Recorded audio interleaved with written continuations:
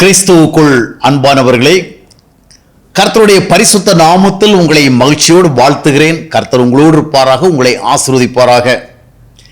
சில நேரத்தில் சில குடும்பங்களை சந்திக்கும் பொழுது சில விஷயங்களை சொல்லுவாங்க. பிரதர், கர்த்தருடைய கிருபையினால் ஆண்டவர் எல்லா ஆசீர்வாதம் கொடுத்துருக்கிறார். நல்ல வேலை, நல்ல வருமானம், நல்ல வீடு, நல்ல வசதி, ஒன்றுக்கும் குறைவில்லை பிரதர். எல்லாமே ஆண்டவர் நல்ல விதமாக ஆசீர்வாதங்கள் கொடுத்துருக்கிறார். ஆனால் ஆண்டவர் சமாதானத்தை தான் எங்களுக்கு தரல, சந்தோஷத்தை தான் தரல, குடும்பத்தில் அமைதி இல்லை. கர்த்தருடைய பெரிதான கிருபையினால எல்லா நன்மைகளும் இருக்குது, ஆனால் அமைதி இல்லை பிரதர், நிம்மதி இல்லை அப்படிங்கிற மாதிரி சொல்லுவாங்க. அப்போ அவங்க என்ன நம்புகிறாங்கன்னா எல்லா நன்மைகளையும் ஆண்டவர் கொடுத்துருக்கிறாரு, ஆனால் அமைதியை தான் கொடுக்கல. ஆனால் ஒரு உண்மை என்னவென்றால், ஆண்டவர் ஒருவருக்கு ஒரு ஆசீர்வாதம் கொடுக்க விரும்பினா முதலாவது கொடுக்கிறது எது? அமைதி தான். மத்தேயு 11:28 வாசித்து பார்க்கும் பொழுது, வருத்தப்பட்டு பாரம் சுமக்கிறவங்களே நீங்கள் என்னிடத்துல வாங்க, நான் உங்களுக்கு இளைப்பாறுதல் தருவேன். பாருங்கள், நமக்கு அவர் வீடு தருவார், வசதி தருவார், காசு தருவார், பணம் தருவார், அந்தஸ்து தருவார், ஆசீர்வாதம், இப்படியெல்லாம் நம்ம முதலாக சொல்ல முடியாமல் இருக்கலாம். ஆனால் ஒரு மனிதன் ஆண்டவரிடத்தில் வருகிற பொழுது முதலாவது அவர்களுக்கு ஆண்டவர் அமைதி தரும். என்ன, மனித வாழ்வில் மிக முக்கியமானது என்ன? அமைதி தான். கொஞ்சம் வாழ்க்கையில் இருந்தாலும், சின்ன வசதி நிலைமையில் இருந்தாலும், மனதில் அமைதி இருந்தால் அது ஒரு பெரிய செல்வம். எனவே நிம்மதிக்கு ஒப்பான செல்வம் ஒன்றுமே கிடையாது. அப்போ ஆண்டவர் நமக்கு தருகிறதாக இருந்தால் அமைதி தான் முதலாவது தருவார்.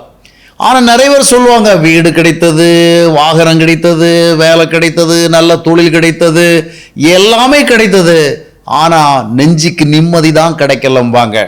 அதனுடைய காரணம் என்னன்னு சொன்னால், உலக வாழ்க்கையில் பல்வேறு விதங்களில் நல்ல நல்ல நிலைமைகளையும் நாம் அடைய முடியும். காசு, பணம், ஆசை, அந்தஸ்து, இப்படி நிறைய விஷயங்களை திறமைகளினாலும் நமக்கு அமைகிற நல்ல சூழலும் அமைய முடியும். ஆனால் அமைதியும் சமாதானம் வர வேண்டும் என்றால் ஆண்டவர் நமக்குள்ளே இருக்கணும்.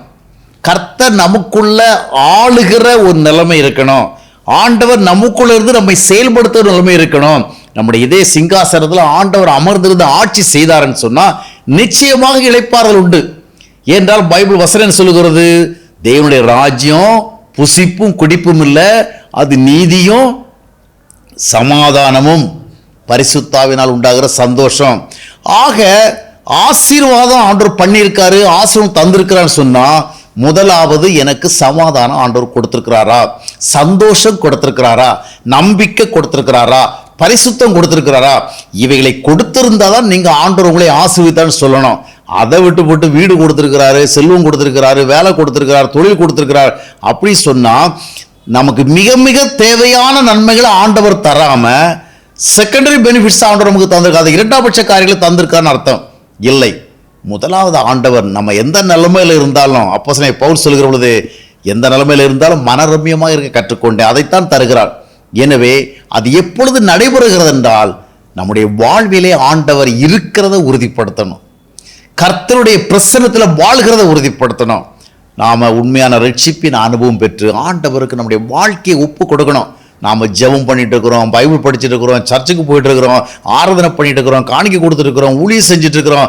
இந்த மாதிரி நிறைய நல்ல பக்தியான தோற்றமுடைய விஷயங்களை பார்த்துட்டு நாம் செய்ய வேண்டியதெல்லாம் ஆவிக்குரிய ரீதியாக செஞ்சுட்டு இருக்கிறோம் அப்படின்னு நினைக்கக்கூடாது. நம்மை ஆளும்படியாக விசேஷமாக ஆண்டவரை நமக்குள்ள அழைக்கணும். அதைத்தான் யோவான் 1:12 சொல்லுது, அவருடைய நாமத்தின் மேலே விசுவாசம் உள்ளவர்களாக அவரை ஏற்றுக்கொண்டவர் எத்தனை பேர்களோ அத்தனை பேர்களும் தேவனுடைய பிள்ளைகளாகும்படி அதிகாரம் கொடுத்திருக்கிறார்.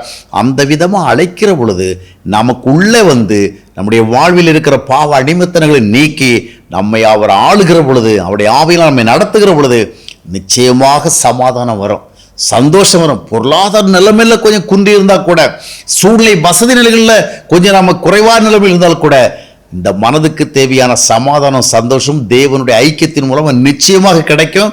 எனவே அதை உரிமை கொண்டாடுவோம், அதற்கு தேவையான விதமாக ஆண்டவர் நம்மை ஒப்புக் கொடுப்போம். ஆண்டவர் நிச்சயமாக நம்மை ஆசீர்வதிப்பார்.